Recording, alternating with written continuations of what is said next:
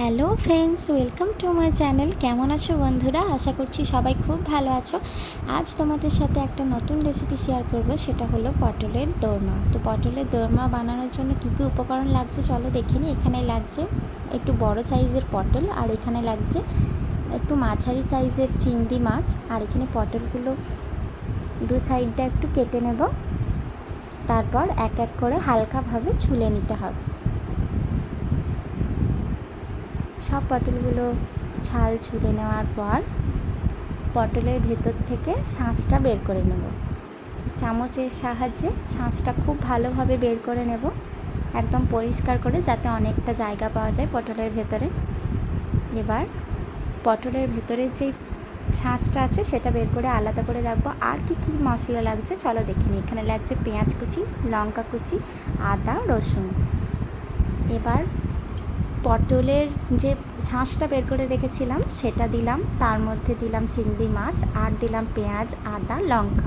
এটা খুব ভালোভাবে একটা স্মুথ পেস্ট বানিয়ে নিতে হবে। তারপরে কড়াইয়ে দিলাম সরষের তেল, আর পেস্টটা খুব ভালোভাবে দিয়ে নাড়াচাড়া করতে হবে।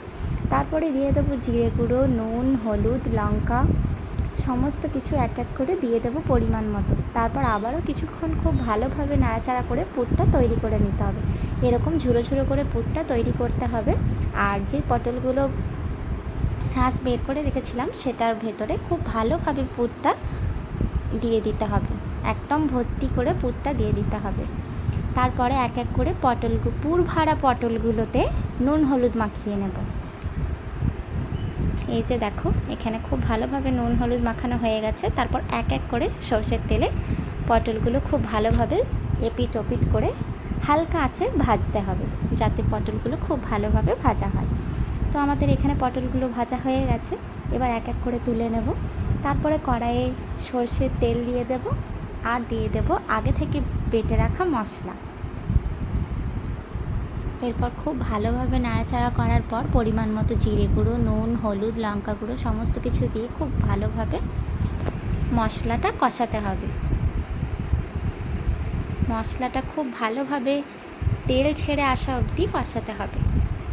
এই যে দেখো বন্ধুরা, কত সুন্দর মশলাটা কষানো হয়ে গেছে, তেল ছেড়ে গেছে মশলা থেকে। এই রকম যখন দেখবে তেল ছেড়ে গেছে, তারপর অল্প পরিমাণে গরম জল দিয়ে দেবে।